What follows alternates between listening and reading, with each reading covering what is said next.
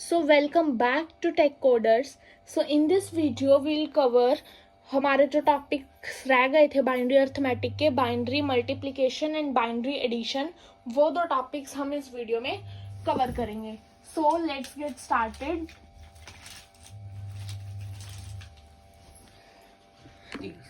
सबसे पहले है binary multiplication. So binary multiplication क्या होता है? बाइनरी नंबर्स को जब हम मल्टीप्लाई करते हैं, बाइनरी मतलब 0 एंड 1 को, सो कोई इसमें हार्ड एंड फास्ट रूल नहीं है. Binary multiplication is just like normal multiplication. हम जैसे नॉर्मल मैथ्स में मल्टीप्लाई करते हैं उसी तरीके से हमने बाइनरी मल्टीप्लिकेशन परफॉर्म करनी है. तो हमारे पास क्वेश्चन है 110 with base 2 by 101 with base 2. इसको हमने मल्टीप्लाई करना है. इसको हम कैसे करेंगे? जैसे नॉर्मल मैथ्स में हम मल्टीप्लाई करते हैं वैसे ही करेंगे. सो मैंने यहाँ पर लिख लिया ऐसे 110, फिर मैंने यहाँ पर लिख लिया 101. नॉर्मल जैसे हम मल्टीप्लाई करते हैं तो 1 को सबसे पहले 0 से करेंगे, तो 1 0 0, देन 1 1 1, देन 1 1 1. तो यहाँ पर ये आ गया मेरे पास 110. फिर हम क्या करते थे, यहाँ पर एक क्रॉस लगाते थे मैथ्स में, देन इस वाले को सबसे मल्टीप्लाई करते थे. तो 0 0 0, 0 1 0 एंड 0 1 0. फिर उसके बाद 2 क्रॉसेस, फिर 1 को इनसे करेंगे तो 1 0 0, 1 1 1, 1 1 1. अब ये आ गया. अब इनकी बाइनरी एडिशन करेंगे. सो 0 का 0 आएगा, 1 0, एक 1 है तो सम 1 कैरी 0, देन अगेन एक 1 है तो सम 1 कैरी 0, देन अगेन एक 1 है सम 1 कैरी 0, देन अगेन एक 1 है तो सम 1 कैरी 0. तो मेरा आंसर आ गया 1 1 1 1 0. सो नॉर्मल मल्टीप्लिकेशन है जैसे हम नॉर्मल मैथ्स में मल्टीप्लाई करते हैं. तो हम यहाँ पे बाइनरी मल्टीप्लिकेशन का एक और क्वेश्चन करते हैं. बाइनरी मल्टीप्लिकेशन हमारी कैसे होती है उसका हम एक और क्वेश्चन यहाँ पे करते हैं. पहले में हमने इंटीजर से की थी, अब हम फ्रैक्शनल वाला पार्ट भी ले लेते हैं. सो कैसे करनी है? हमने नॉर्मल ही है बस. तो मैंने यहाँ पर लिखा 11.001 जिसकी मल्टीप्लाई मेरे को करनी थी 10.01 से. सो 10.01 मैंने यहाँ पर लिख दिया. इनकी मल्टीप्लाई मेरे को करनी थी. तो अब कैसे करूँगी मैं? 1 की 1 से, तो 1 1 ज़ा 1, देन 1 0 ज़ा 0, देन 1 0 ज़ा अगेन 0, देन 1 1 ज़ा 1, देन 1 1 ज़ा 1. ये एक बार कर ली मैंने मल्टीप्लाई. उसके बाद सेकेंड टाइम जब मैं मल्टीप्लाई करूँगी तो 0 1 ज़ा, सारे 0 ही आएंगे. 0 की मल्टीप्लाई किससे करो तो 0 ही आता है. तो 1 2 3 4 5 5 है तो मैं यहाँ पर 5 0 लगा दूंगी. 1 2 3 4 एंड 5. देन नेक्स्ट भी 0 है तो यहाँ पर अगेन मैं 5 zeros लगा देती हूँ. 3 4 एंड 5. 1 2 3 4 5. ठीक है. उसके बाद नेक्स्ट है मेरा 1. तो मेरे को 1 को कैसे करना है?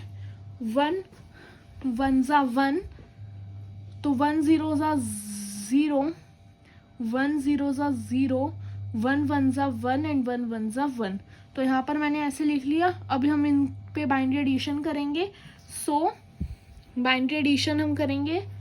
सो 1 सेम रहेगा यहाँ पर 1, फिर 0 0 0 रहेगा यहाँ पर. मैं यहाँ पर करके दिखाती हूँ आपको.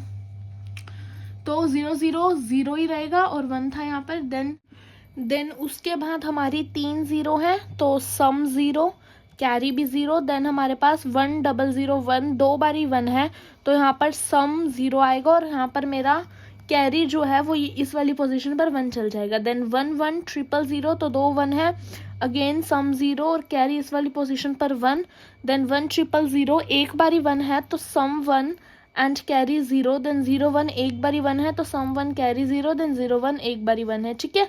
तो ये मैंने सॉल्व कर लिया, लेकिन ये थोड़ा फ्लोटिंग वाला था तो इसमें पॉइंट्स अब कैसे लगाने हैं. सबसे पहले मैंने क्वेश्चन में काउंट करना है कि कितने डिजिट्स के बाद मेरा पॉइंट था. तो यहाँ पर 1 2 3 और इसमें 1 2, यानी कि 3 और 2 5 डिजिट्स के बाद मेरा पॉइंट है. तो मैं पीछे से 5 डिजिट्स छोड़ के पॉइंट लगा दूंगी. तो 1 2 3 4 5 और यहाँ पे मैंने पॉइंट लगा दिया. तो ये मेरा आंसर है. पॉइंट लगाने के लिए हमने दोनों में देखने हैं कितनी डिजिट्स है पॉइंट के बाद, और जितनी टोटल डिजिट्स होंगी पीछे से उतनी डिजिट छोड़ के आंसर में हमने पॉइंट लगा देना है. तो ये थी मेरी binary multiplication with floating numbers.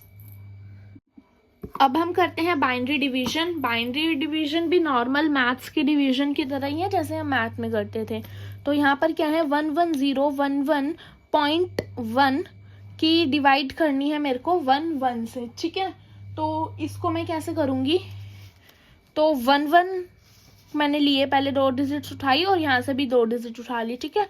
तो 11 1 11, ठीक है, यानी 11 1 11 नहीं बोल सकते हम, इसमें बाइनरी है क्योंकि, तो 11 1 11 आ गया यहाँ पर। तो जब इनको हम बाइनरी सब्ट्रैक्शन करेंगे आंसर 0 आएगा, ठीक है। फिर उसके बाद ऊपर से मैंने उतारी 0, तो 0 तो जाती नहीं है इस पर, तो ना जाने की 0 आ गई। देन ऊपर से उतारा मैंने 1 भी नहीं जा रहा, तो अगेन ना जाने की 0। ऊपर से मैंने एक और 1 उतारा, तो देन अगेन 1 1 आ गया और माइनस करके 0।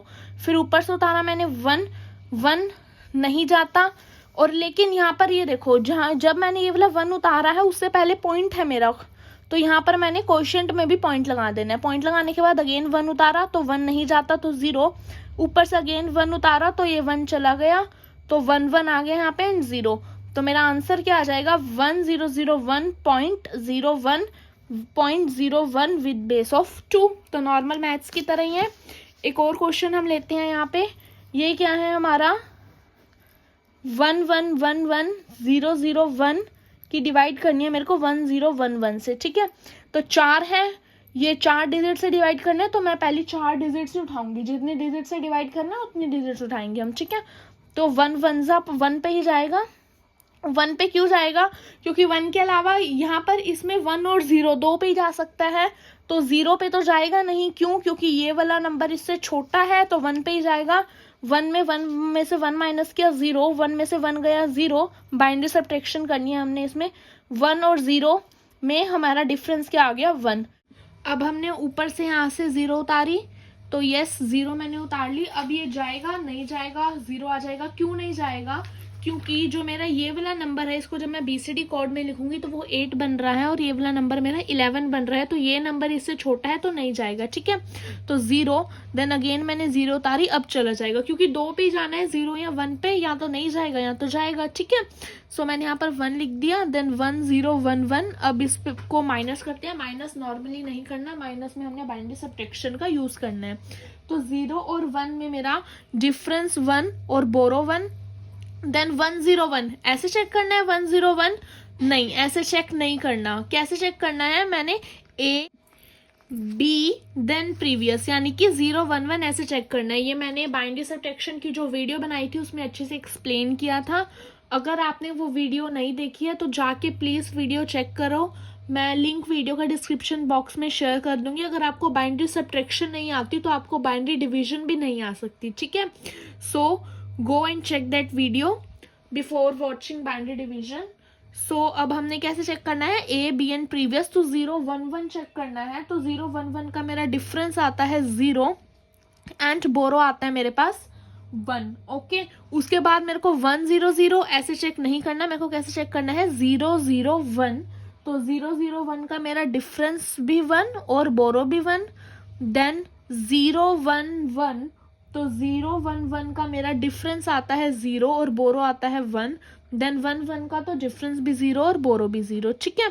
फिर ऊपर से उतारा मैंने यहाँ पर 1, तो 1 1 0 1 1, ये पूरे मैच हो रहे हैं, तो आंसर मेरा क्या आ जाएगा 0। यहाँ पर रिमाइंडर 0 आ गया, तो मेरा आंसर क्या आएगा, क्वोशिएंट वाला। आंसर हमेशा क्वोशिएंट वाला आता है, ठीक है। और जब तक रिमाइंडर में कुछ बच रहा है तो हम जैसे नॉर्मल डिवीजन में पॉइंट ले लेके आगे उसको सॉल्व करते रहते हैं, जब तक रिमाइंडर 0 ना आ जाए। जैसे कि मैं एग्जांपल ले रही हूँ 5 और 2, ठीक है। यहाँ पर मैं एग्जांपल ले रही हूँ, तो 2 4 आ गया यहाँ पे, ठीक है। अब रिमाइंडर मेरा 1 बच गया, ठीक है। लेकिन इसको सॉल्व हम कैसे करते हैं, पॉइंट के बाद 0 ले लेते हैं। यहाँ भी हमने पॉइंट लगा लिया, ठीक है। यहाँ से 0 उतारी और 2 5 10, हम इसको ऐसे सॉल्व करके रिमाइंडर 0 ले आते हैं। तो बाइनरी डिवीजन में भी हमने ऐसे ही सॉल्व करना है जब तक रिमाइंडर हमारा 0 ना आ जाए, ठीक है। अनटिल कुछ ऐसा केस है जिसमें मेरे रिपीटिंग डिजिट्स आ रही हैं, तो वहां पर मैं स्टॉप हो जाऊंगी। तो मेरा आंसर क्या आ गया, जो मेरा क्वेश्चन था, यानी कि 1011 का बेस 2। सो इस वीडियो के साथ हमने बाइनरी अर्थमेटिक का टॉपिक पूरा कंप्लीट कर लिया है। हर वीडियो के डिस्क्रिप्शन बॉक्स में मैंने प्रैक्टिस क्वेश्चंस डाल रखे हैं, आप वहां से जाके उन क्वेश्चंस की प्रैक्टिस कर सकते हैं। So if you like the video, please like and share the video, and also subscribe our channel to get updated about our latest content videos. Thank you.